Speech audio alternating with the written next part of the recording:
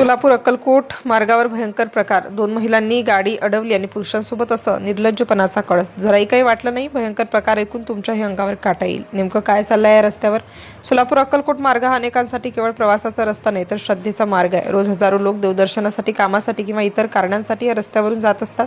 सर्व काही सुरळीत, शांत आणि सामान्य वाटत असतं, पण या शांततेच्या आड काहीतरी वेगळंच सुरू होतं याची कल्पना सहसा कुणालाच येत नव्हती। रस्त्यावरून गाडी जात असताना अचानक कडेला काही लोक दिसतात, हातात झेंडे, चेहऱ्यावर थकलेले भाव आणि मदतीसाठी केलेली हाक। पाहणाऱ्याला लगेच वाटतं की हे लोक कदाचित यात्रेला निघाले असतील किंवा एखाद्या अडचणीत सापडले असतील।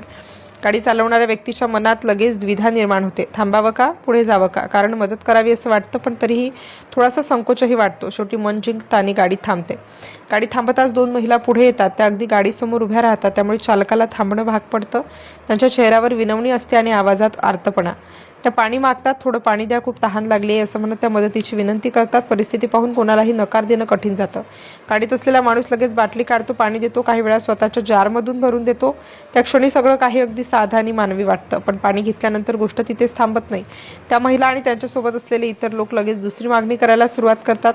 खाण्यासाठी काही पैसे द्या असा आग्रह धरला जातो। सुरुवातीला छोट्या रकमेची मागणी केली जाते, 100 किंवा 200 रुपये। गाडीतला माणूस मदतीच्या भावनेतून ते पैसे देतो। त्याला वाटतं की एवढी मदत केल्याने कुणाचा तरी उपयोग होईल।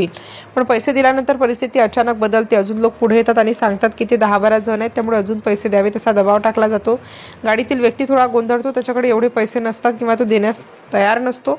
तो नकार देण्याचा प्रयत्न करतो, पण त्या क्षणी वातावरण थोडं तणावपूर्ण झालेलं असतं। काही जण आवाज चढवतात, काही जण हातवारे करतात। चालकाला अस्वस्थ वाटू लागतं, त्याला वाटतं की लवकर इथून निघून जाणंच योग्य। शेवटी तो काहीतरी कारण सांगून पुढे माग काढतो। मागे काय चाललं आहे याकडे न पाहता तो पुढे निघून जातो, पण मनात मात्र विचित्र विचार चालू असतात।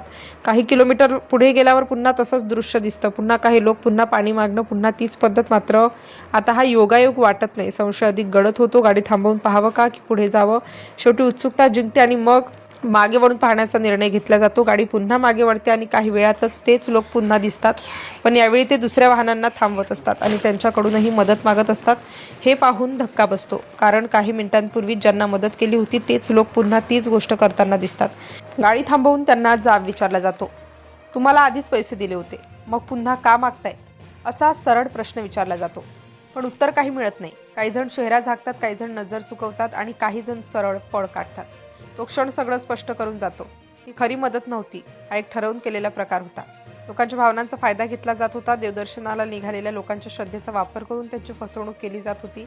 पाण्याच्या साध्या मागणीपासून सुरू होणारा हा प्रकार हळूहळू पैशांच्या मागणीत बदलत होता आणि ही मागणी एका व्यक्तीकडून नाही तर अनेकांकडून वारंवार केली जात होती।